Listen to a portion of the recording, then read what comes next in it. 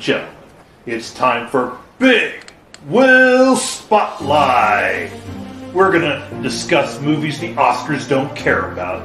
We're going to discuss movies that you care about. So go ahead, get yourself something to eat. Get yourself something to drink.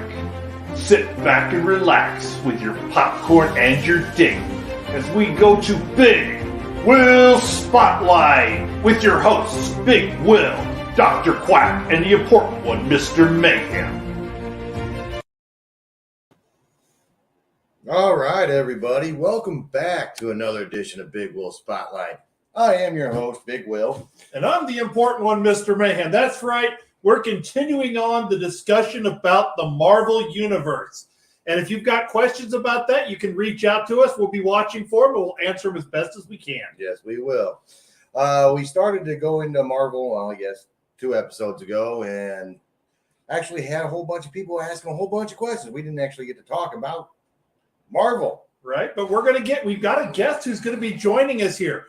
We're here, obviously, we live in Houston. We're going to get somebody from across the pond, so we're going to get a different version of Marvel and how Marvel is seen. Please welcome Purge's twin brother, Justin Smith. What's going on, everybody? Yes, I am Purge's twin brother, obviously. So I have 3 versions of the Purge, so don't mind that. It's okay. So what universe are we talking about? This one, we're talking about Marvel, and we're covering kind of both sides, whether it's the Avengers or it's the X-Men.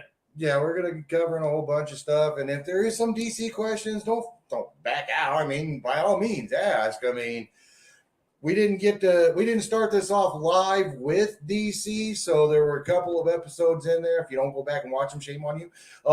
But I mean, yeah, we're here to discuss what the difference is and what the difference is between whether, we should be happy with the mutant powers or with God-given, alien origin. There we go. There you go. So are you a fan of the Marvel Universe in any way, or as somebody just pointed out, the multiverse? Yeah, in Germany, we have also a Marvel community, as we're going to say. But I'm more like the OG Marvels, like Spider-Man and all those stuffs. All right. Very good. So I guess we should start off with this, since we're getting into both sides of the multiverse. Obviously, the X-Men is more about mutations, human mutant powers, and the Avengers is more of the alien and the gods and the things that... And just the human nature of being able to be a superhero. Yes. So you mentioned Spider-Man. That's a good one, where we've got a regular human who has an interaction with something that creates his power. Yes, and if they were to continue on the genre of the movies, I guess you can't really do this now. I was going to say I would think Captain Marvel and Spider-Man would almost be like best friends because they kind of come from the same thing. They're all about heart, but they killed off Captain America, and all right, Spider-Man's still in high school. There you go. So, do you follow the X-Men world as well in the comics, or do you watch the movies? Same with the Avengers. On both sides, I watch the movies more like, because I can start with the comics of that. If I want to understand the story, I need to watch the movies first before I ever understand what's going on in the multiverse. As like with the Avengers have plenty of movies to understand what's going on in Endgame and Infinity War. And in my opinion, I don't have the time to watch 20 other movies to understand what's going on in Endgame and then in Infinity War. I better prefer to watch the first Avengers till the last Avengers and forgot like the other movies that are linked with the last Avengers. Yeah, they start going off and bringing in like Guardians of the Galaxy and Black Panther, and I mean, it's a good thing to get people going to want to watch it, so that you can even see the little blurb at the end, that gets it going for the next movie that's coming out. Yes. So I guess the next question should be, since Marvel has the Avengers and the X-Men, they don't really intermix. They don't. What are some of the crossovers that maybe you would like to see if you could wave the wand and make it happen? Some of the Avengers appearing in the X-Men world, or vice versa, some of the X-Men appearing in the Avengers world. You really can't bring over Thor and put him into X-Men. It just doesn't seem like it would work. If they were to have brought in, of course, Black Widow's dead now also. Hey, spoilers, they're always going to happen. So I mean, if they were to bring Hawkeye over or something like that, just for the aspect of, just like I say, just a normal human that is fighting for good. Yeah, you could. I wouldn't say you couldn't bring the Hulk over, but the Hulk would end up being able to be taken up against people such as the Blob and Juggernaut and stuff like that. And this is brought up here by one of the people watching here. The comics seem to do it all the time, but you're right. It doesn't happen in the movie world, which a lot of people who read the comics don't watch the movies because they nitpick. The same reason people who watch the movies don't read the comics go, well, that didn't happen in the movies. And they have to, for the comics, they have to literally sit down and reimagine everything. It's not just like, oh, we got the Wolverine, he's doing this. If we were to bring over Iron Man into this, what would we have Wolverine do? They have to. It would just be kind of difficult. I'm not saying it can't happen. Apparently it does. It just, the movies by the producers and the directors and everything like that, it would just be I just feel like it would be a mess. I think so too. What do you think, Mr. Smith? Gotta be honest, I don't really think that it would fit between X-Men and the Avengers. As Mr. Wills said it right, you have in the Avengers some guys who are not even a mutant or something else. If you would more prefer to Teenage Mutant Ninja Turtles versus X-Men, that would probably fit.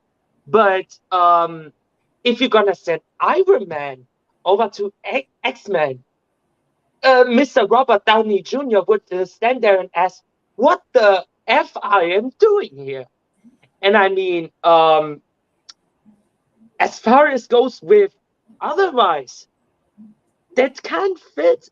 I wouldn't see a crossover between X-Men and the Avengers. If A, the plot would make sense, B, the actually cast of X-Men are humans, not mutants, and C, that is all making sense. Yep. And to answer this question, yes, if you would like to come on here, we would love a comic collector's perspective. We're movie people. We don't really read a lot of the comic books, so we're kind of talking about things more in the movie world, but we would love a comic collector's perspective. Yes, we would. Now, with the Avengers and stuff like that, you still would have basically Spider-Man and the Hulk. They are mutations. True. So, but then you go over, would Professor X be able to read I guess he can read just regular humans' minds. Mm-hmm. Yeah, so I guess it doesn't matter. Never mind. That point went out the window. Well, it would get a little interesting with Professor X, like you said, with Thor. Thor is a god. It changes all the entire world for X-Men to bring a god into their world. Yes, they brought Apocalypse in, and he was basically a god, but he wasn't. The movie wasn't great, so. Or maybe they could put Wanda and Vision in that. Yeah. Probably. But then does Vision actually truly have a mind that Professor X would have been able to have done anything with? Ooh. That's a good one. That's a good one. I don't know if he could sense the robots. Oh, the Sentinels? The Sentinels, yeah. Yeah, I don't think so. But then his name is escaping me. Trash? Futuristic guy that would have had all the guns. Gage. No, Gage. Okay. No, I don't remember. But what happened to comic book guy? He might be trying to join us in here. So in the meantime, what are some of your favorite? Let's start on the X-Men side. What are some of your favorites? Wolverine. Okay. It's a lot of people's favorites. Yeah, he's a lot of. I tend to like the more subtle characters. Well, I mean, I think the reason why people end up liking Wolverine so much is he's not absolutely good, but he doesn't do wrong. I mean, my reason why I love Wolverine is that he is going actually in the offense with those blades in his hands. Yeah. And I don't really like guys who's going into the offense with just a punch. It needs to have something like a sword, maybe an arrow, or something else to go into a war like that. And I think Wolverine is more like perfect fitting as A, the leader role, and B, I like his charisma on that. Okay. Yeah. Yeah, Very good. Like I said, I tend to gravitate more towards the subtle characters, not the more overt in-your-face characters like Toad, Quicksilver, the guys who kind of, they're there, but they get you in other ways. They're not really the front line. I might end up getting a little bit of flack out of this one, but if you end up going to Wolverine, the X-Men Origins Wolverine, they have Deadpool. It's never referred to as Deadpool, but that's the credits. So it's Wade. Okay. When they have it at the beginning, before Blob got fat, before, any of all that, I mean, Wade comes in there. He's got them two swords and just ricocheting all the bullets every damn where. It was like, that is awesome. Yeah. Even though that's a horrible. I didn't say the rest of it wasn't, I mean, I like that they brought in Taylor Kitsch to play Gambit. I mean, they introduced somebody new. Yeah. It was the only one he was in, too. All right. And then, so besides Spider-Man, who are some of yours from the Avengers world? Iron Man, because I just loved to watch the first 3 Iron Man films, and Robert Downey Jr. made this character legendary. And I mean, I love the suit on that, and I love the creativity, how the suit can change and how the suit can work on that. It could be work for the evil, it could be work for some nightlife, drive, and all those stuffs. And I mean, I more prefer to Iron Man. Okay. All right. And since you brought it up, I mean, if you wouldn't have been for Iron Man, there may not be a Marvel universe for movies. I'm not taking away from comic books or anything, but I mean, there may not have ended up being an actual Marvel series, I mean, nobody ever, never mind, that was wrong. I was going the wrong genre. I was about to start talking about Green Lantern again. I mean, since Dr. Craig isn't there, we need someone who makes the impression. So, Big Will, you're welcome. There you go. But I mean, you got to have somewhere to start and everything like that. And I think that Iron Man, you couldn't have ended up having. I mean, you see how they ended up having to Captain Marvel, and they set it back in World War II to be able to get it where they could introduce him into today's age kind of thing. Okay. And I'm not really a big Avengers fan, actually, so I really don't have a favorite. I find the Marvel movies tend to take more of the concept of you need to know who these people already are. They don't do the greatest job of explaining who some of these people are because they throw so many people out there to play service to some of the fanboys that I've never really gotten into the Avengers, so I don't have a favorite in that respect. I mean, a lot of times, even with the comic books themselves, it's hard to try and give every single person a backstory until they're liked. What would you care about a backstory for? Exactly. So then, already, they're established this way. Do we need to have a backstory? Very true. Very true. I can tell a story. A good friend of mine just asked me if I could come in with her to the new Doctor Strange movie, Doctor Strange Multiverse of Madness. I was be like, I not know much about Doctor Strange. I haven't watched the first movie yet, and she was be like, yeah, but there is actually more that you need to watch. You need to watch WandaVision. You need to watch What If to actually understand the story of the second movie. And I was be like, no, A, I don't have the time for that, and B, I have way better things to do to understand a story. I better go more to the second part of the movie because I understand it that is actually the continuation of the first part. Yeah. Well, I haven't seen the second one yet either, but I don't know what WandaVision would have to do with it. I'm not telling you don't go watch it. It was a great series, but you could almost have that without it being a Marvel, almost without it being a Marvel thing, because for the most part, for like 10 of the 13 episodes, you don't even realize, that it's not a story, just an off-the-wall story. You're like, oh, well, they just threw Wanda and Vision into a 50s thing. Wait a minute. Now all of a sudden it's progressing. What's going on here? Oh! And that's actually when the first started doing the X-Men movies. What I liked about the original first 3 X-Men movies with Hugh Jackman playing Wolverine. I liked those because, yes, they explained a lot of people, but they took time to at least give you a little bit about who they were for somebody who didn't read the comics. At least I got into those. And then when they did the reboots of the Days of Future Past, they started throwing a lot of people like, well, who's this? Who's this? Who's this? Who's this? That's why I don't like the reboots of the whole movies like Spider-Man, No Way Home, Homecoming, or some sort of that.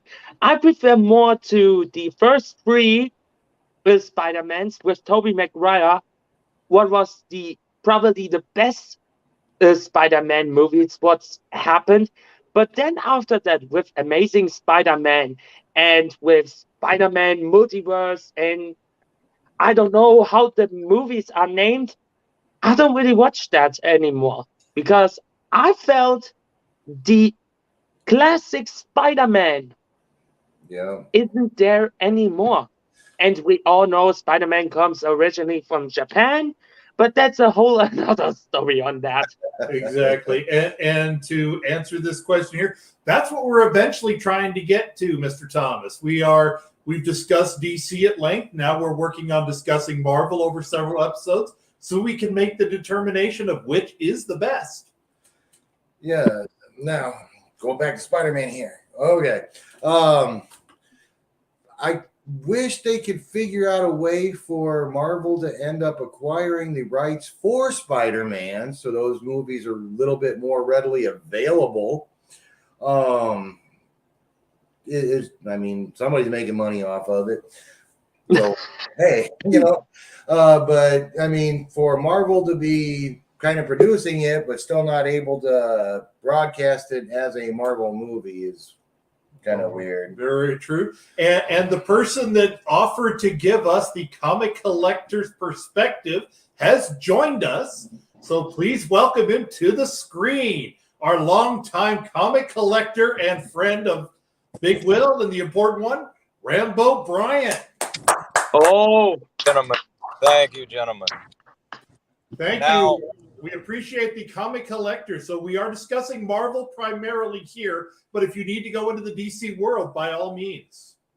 No, I will keep it within the Marvel continuity because I can address a lot of the things that Justin commented on in kind of explaining that, first and foremost, the Marvel movies are not designed as a standalone series. Doctor Strange isn't designed as such.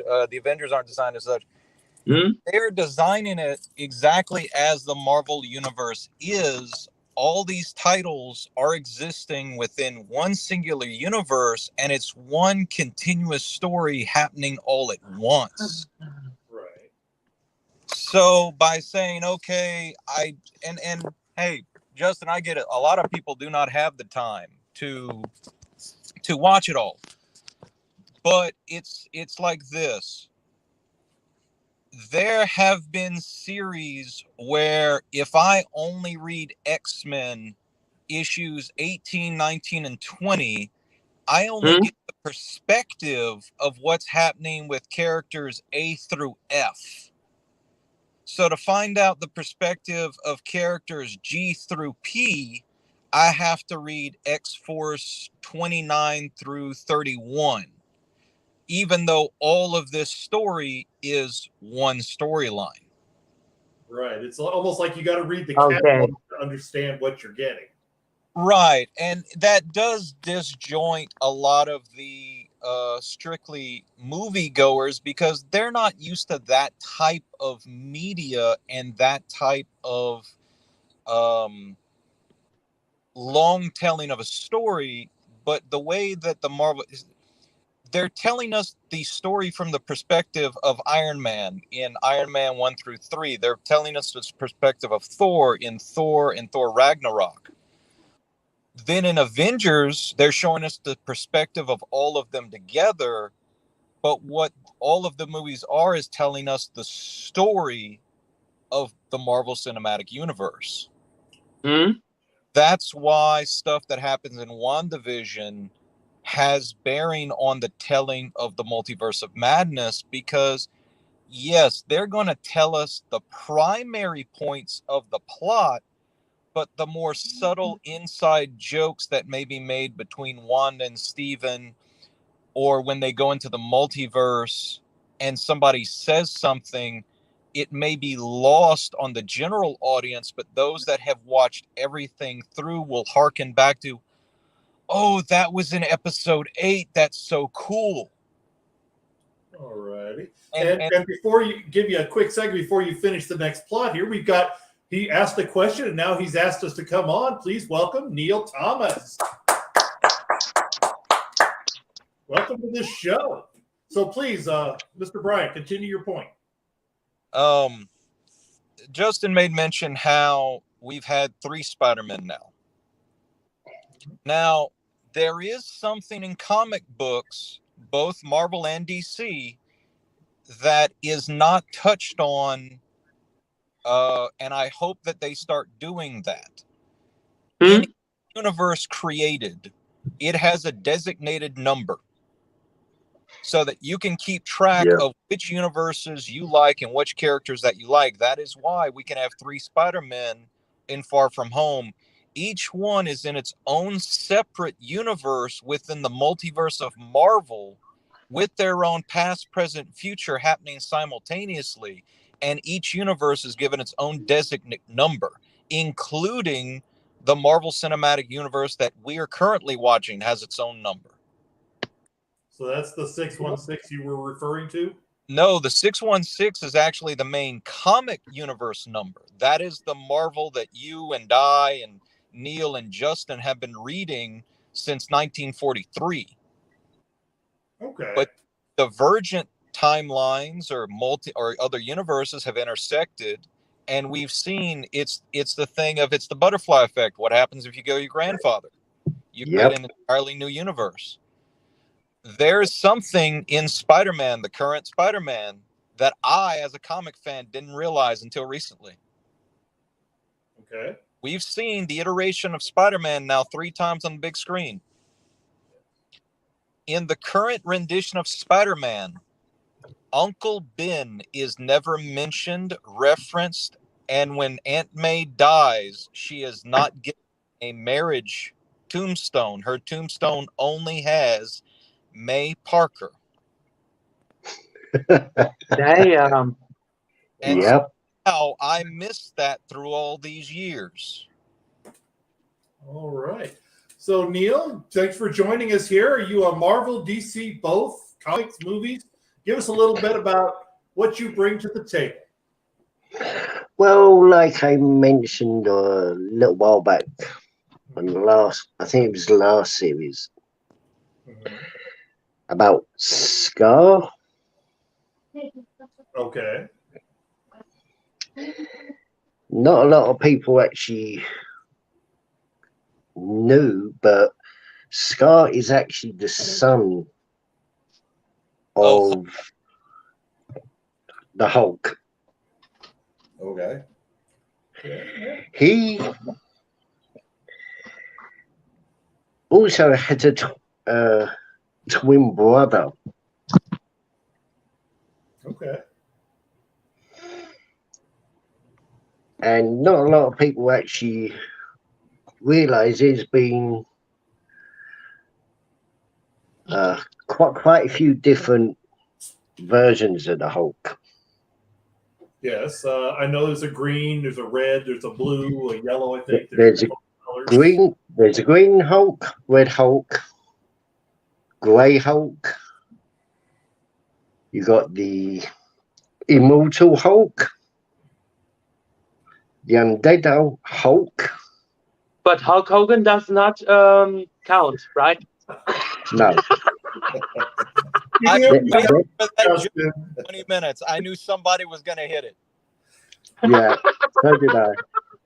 Then you got the Planet Destroyer Hulk. Okay.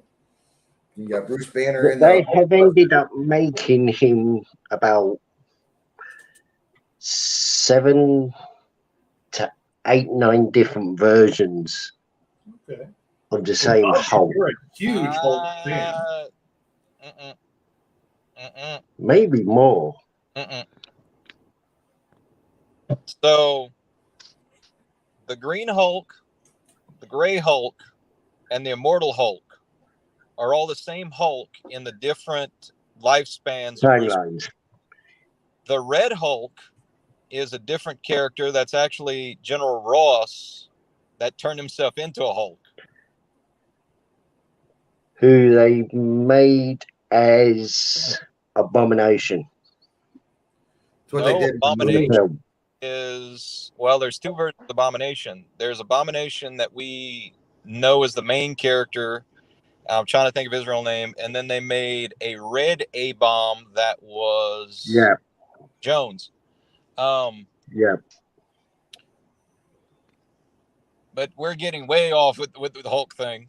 Okay. There's a lot of Hulk. It's still in Marvel Universe. Yes.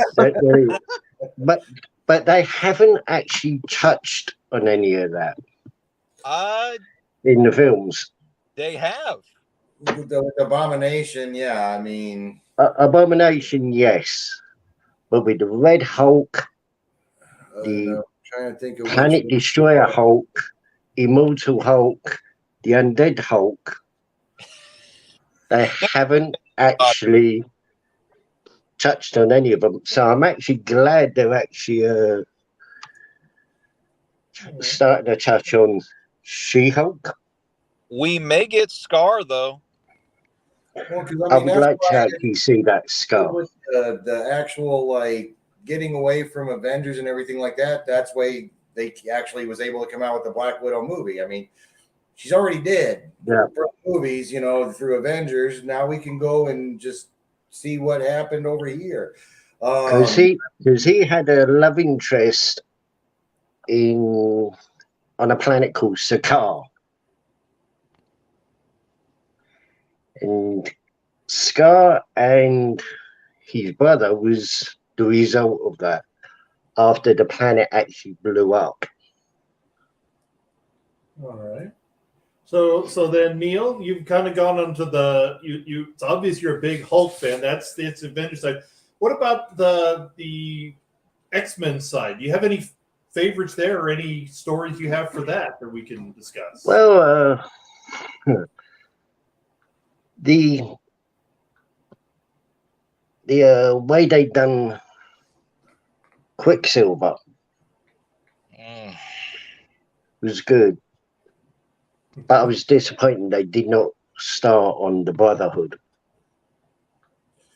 Okay. Well, I mean, that's why I say, I mean, since it's a movie and you can always take it in a totally different direction, you can go over here. Because, I mean, yeah, but anyone that's interested in the comics or the cartoons would have known that the Scarlet Witch was, if I remember rightly from the cartoons, was Quicksilver's sister. Which they kept. Who was also the siblings of Magneto. Yes. Which fortunately they have now retconned away within the comics, so they are using current canonical knowledge. And with that angered many a comic fan on the X-Men side. Yeah, and with Quicksilver, he actually had a little group of his own called the Brotherhood. Mm. Well, like I really liked the way the Hellfire Club was brought into the movies. That I actually was curious enough. I actually looked them up a little bit, kind of to get a little bit more on them. They really did not do them justice, especially Sebastian Shaw. They did not. And the other thing that people didn't actually catch was with Magneto. The Cure subgroups that appear over in the X-Men world. The Cure, or the so-called Cure, would only work on the lower level mutants. Right. It only temporarily took Magneto's power away. Right. If you noticed at the end of the film in The Last Stand, when he started to move the piece on his own, that was when his powers started to return. Yeah. So I'll ask this question from the comic collector, and then we can kind of talk about it. In The Last Stand, they have a mutant who actually they talk about power rankings, power levels up to level 5. It's never referenced again, and it's very lightly glossed over. Does that actually exist in the comic world, or is that something they just created for that person? It does. Mutant powers are ranked on a 5-level scale, the highest being Omega class, which would be a rank 5. Okay. And that would be Jean Grey. You can correct me if I'm wrong. They did actually gloss over that there was possibly one or two that were even stronger. Yeah. Dark Phoenix being one of them. Well, Dark Phoenix, though, it's one of those things where you're classifying something based on knowledge you have currently, not the knowledge you should have. Yeah. Yeah, those get where they could be a class 6, whatever, higher right. up. But the Dark Phoenix, I mean, the Phoenix itself is not of this planet. It's a cosmic entity and thus goes into a cosmic scale, not into a mutant scale. It simply gave Jean powers above what even an Omega should have to contain within its body. Now, as far as an Omega class mutant, there are many. A good portion of the X-Men are. Magneto is Wolverine is because he can actually survive a nuclear blast. Yep.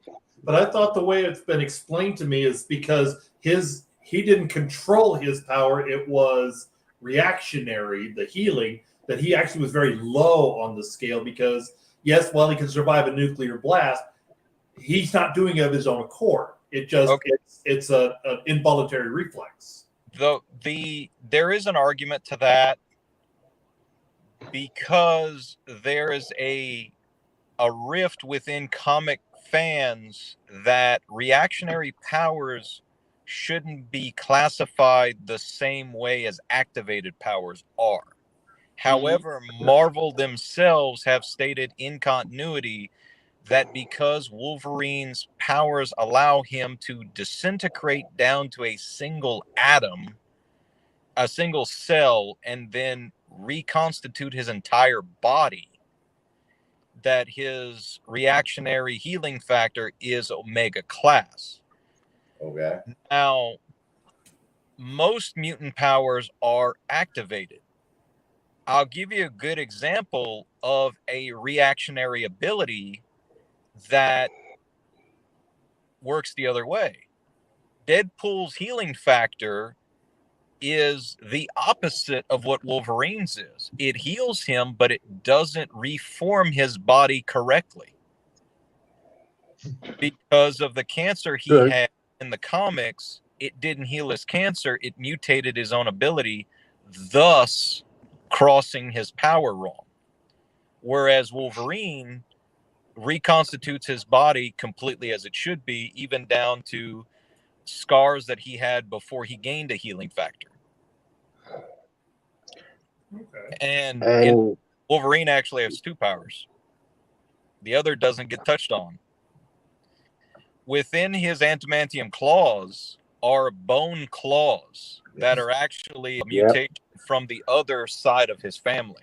He gets his healing factor from his father's side, and the claws supposedly from his mother's. Okay.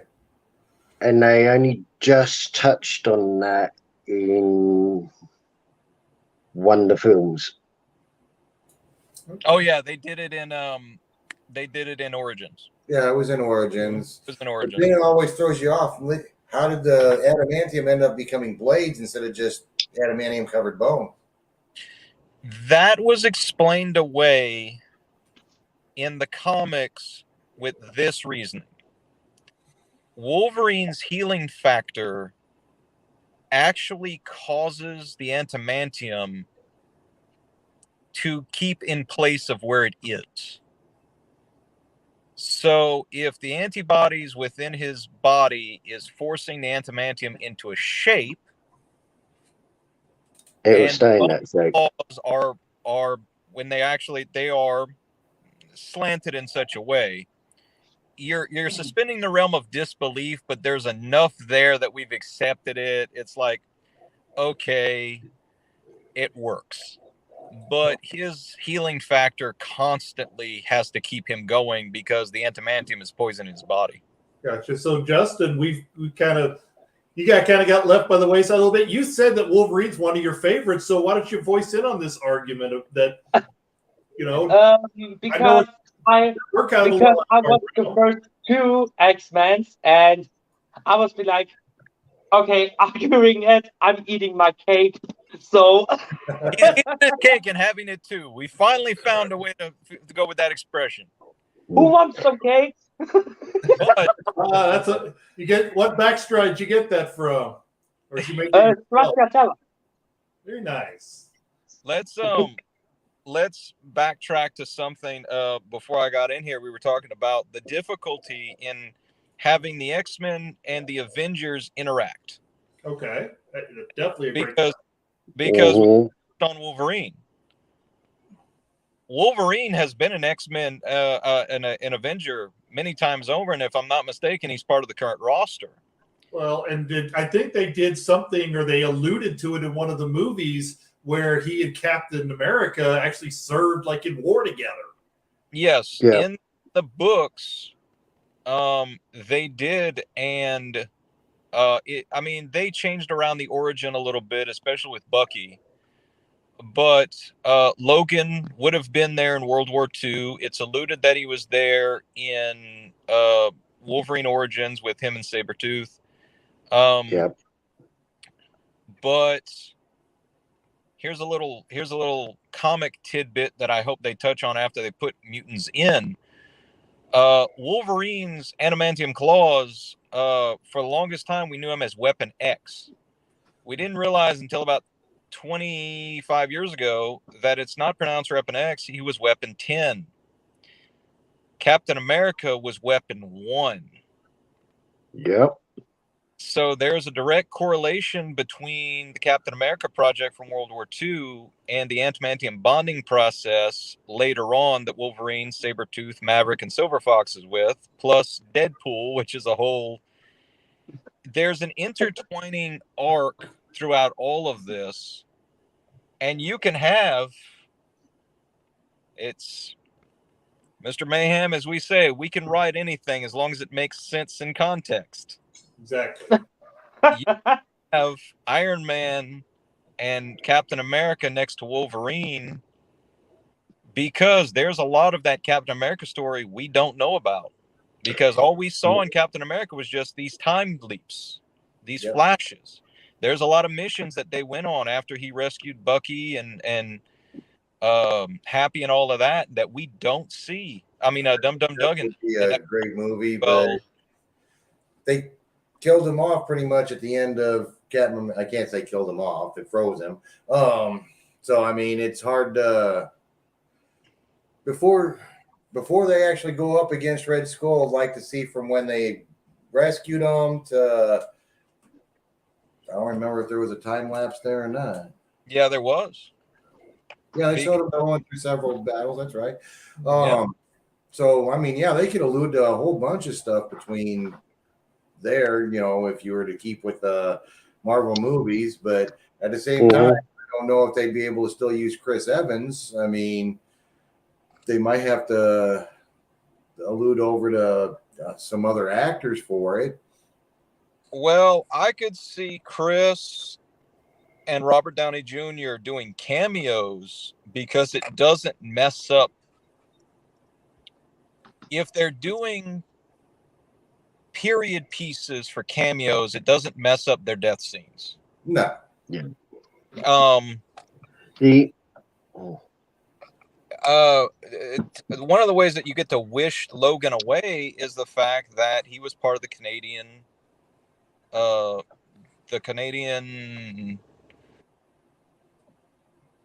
what was he in the Canadian Army? But you can wish him away that way of going, yeah, Canada and the U.S. may have had joint missions with Captain America, but Canada wouldn't loan out Logan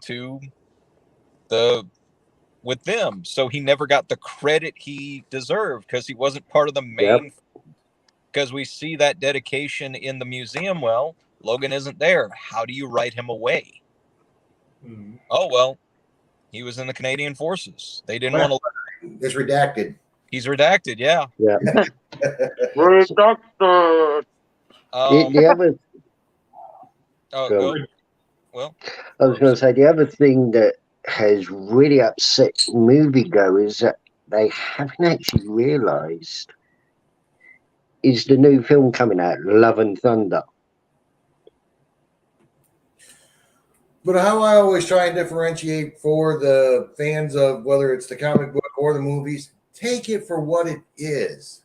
Don't try and compare it to something else. This is somebody else's vision. There's also but Thor is a title. It's not the person. And because in the comics, Thor actually became a female. There is actually a female Thor. It's a female Thor. Still under the name Thor. That is true. You can always take. So Thor is a title, not the name of the person who Thor is. Similar to James Bond, if you want to go out of the comic realm, same thing. Precisely. Yeah, but now whether they end up bringing Idris Elba or going the female route with James Bond here. it's all literature, though. It all started out as literature. The only difference between Bond and X-Men is that Bond doesn't have pictures. True. You know, I'm glad that Neil touched on the fact that we will have a female Thor. That was one of the things I loved about Loki's series of having all of these different versions.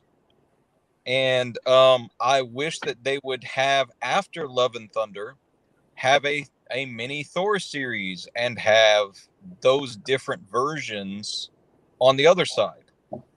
I think it'd be comical in a good way.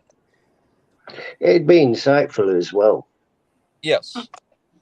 Now I do wonder if Thor goes by the alias he took, because he does give that person his name, and he just calls himself Odinson afterwards. Then I will throw a question in it. That would be interesting. What if the Japanese version of Spider-Man from the Tokusatsu world would be interact into the Marvel world? It's possible. There's actually a number for it. If I had my book right now, I could tell you what number it was. If it is a Marvel-produced property or a DC-produced property, it doesn't matter what literature, audio, or visual. If it was officially licensed by either DC Comics or Marvel Comics, there's a designated number for it, which means it exists within the multiverse. I mean, the Japanese version of Spider-Man was produced by Toei in Japan and fell under the Tokusatsu group. That's why we have in Power Rangers all those Megazords and all those stuffs. But I mean, maybe I could just imagine that the Japanese version of Spider-Man, included with the Zords that he has, could interact into the Marvel universe, because I mean, actually then we have 4 Spider-Mans when you count the cartoon Spider-Man within it. Then we have 5 or more.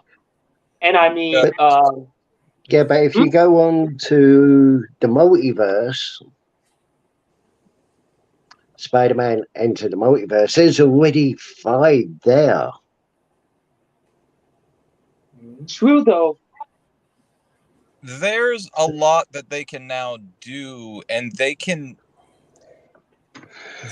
right away a lot more now than they could at the start of this.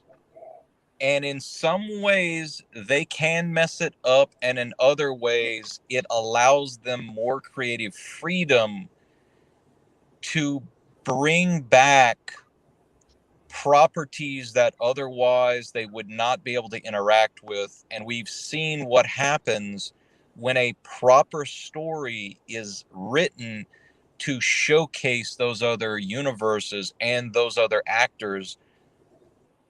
Because I have not seen the latest Spider-Man movie. I just haven't. Same as well. But the very moment that I saw No Way Home. No Way Home. Oh. I saw the very first trailer. Oh. And I saw Dr. Octopus, and I heard Norman Osborn's laugh. Yep. And I went, oh my God, they are actually going all in with the Insidious fix. And they're going to see if they bomb, but at least they're trying to run the ball. And what happened? They made a masterpiece. Now, there's another, that's a possibility to have, I hate to say this out loud, There's a possibility of having Dolph Lundgren as the Punisher. There's a possibility of bringing back the Captain America from the 1990s. Mm-hmm. They have their own designate numbers. They're all part of the same multiverse of Marvel. Oh, yeah. You have to write a story that makes the context of what's occurring make sense. And I believe that's what the multiverse of madness is going to do. Because, and I'm going to leave this with a final thought, gentlemen, because I've got about to have to do something at my home. One of the trailers that has been released internationally, and Neil will enjoy this if he has not seen it. Baron Mordo's exact words to the Illuminati will now see you, Doctor Strange. Yeah. Gentlemen, as always, it is a pleasure. Neil, I think I've given you enough to spend another hour discussing what I just said. As I'm seeing always, it. good evening, ladies and gentlemen. Thank you for coming on. All right. Wow, that was a very healthy discussion. Oh, yeah, we got some good discussion here. I'm not trying to cut you off. We're going to get into that. I mean, we're coming up on the hour mark. We're going to be cutting it soon, but we're going to get some final thoughts. And if you want to come back next week, by all means. I mean, I love if my time schedule is right, I would come back. But I mean, I love having you guys on here. You guys have did he take off? No, he closed off his camera for a second. Okay. Yeah, I mean, you guys come here and you just get the conversation flowing so much smoother because, I mean, like I said, I'm talking about my favorite subject. I start stumbling over myself and then, all of a sudden somebody else is taking over on it. Okay, here we go. Yes. And as Big Will said, Neil, we'll start with you. Final thoughts about the Marvel Universe. Anything else that you think for next time to discuss? Well, in Purge's twin brother will actually might remember this. In Spider-Man 3, my favorite or movie. it could have been 2, they hit on the Insidious 6. Okay. One being right at the end, Rhino. Rhino, yes. I would love to see Rhino in a movie. I mean, they have. Go ahead. They have touched on that they are building the Insidious 6 for a future movie. I mean, a future Spider-Man movie where he actually faces all 6 of them. Yeah. And when they touched on it, I was hoping that they would come out with that, rapidly. But then I don't know if the production company ended up taking a turn, if it was just producers and directors or what. They just ended up stopping it there. And then, oh, look, new Spider-Man. No, it is actually in the works. They're going to bring in the Insidious 6. All right. And Mr. Smith, any final thoughts or words? Yeah, first off, my cake is empty. I enjoyed it. And second of all, if Marvel would start to not make the storylines complex, then I would start watching that. But I'm more, as I already said, I'm more preferred to the OG time of Marvel with Spider-Man 1 to 3 and other kind of stuff. But Marvel overall there makes a pretty good job. But the story to tell is way more complex and way more headed than actually understanding this. Very, very true. Well, I mean, it's like if you was to be reading the comics, you didn't get this episode. The next one you get, you're like, I'm kind of lost here. You have to go back. I mean, it is what it is. Comic book, you spend, half hour reading as compared to watching the 3-hour-long movie and end up missing out on all of what's going on for that. So, I mean, I give you that. All right. So I guess next time we'll kind of finish the wrap up on that, and then after that we can actually ask the question: which was better, DC or Marvel, in your opinion? And I think we're going to actually try and come up with an actual game plan for kind of a battle royale kind of thing, and put people against each other and see what people's thoughts are on what, why, where, when, how. Too many. Next time on There's Ancient too many Network, It was like, Marvel versus DC in a battle royale. Last man standing. right. Yeah, it would be last country standing. There's so many of them. Yeah.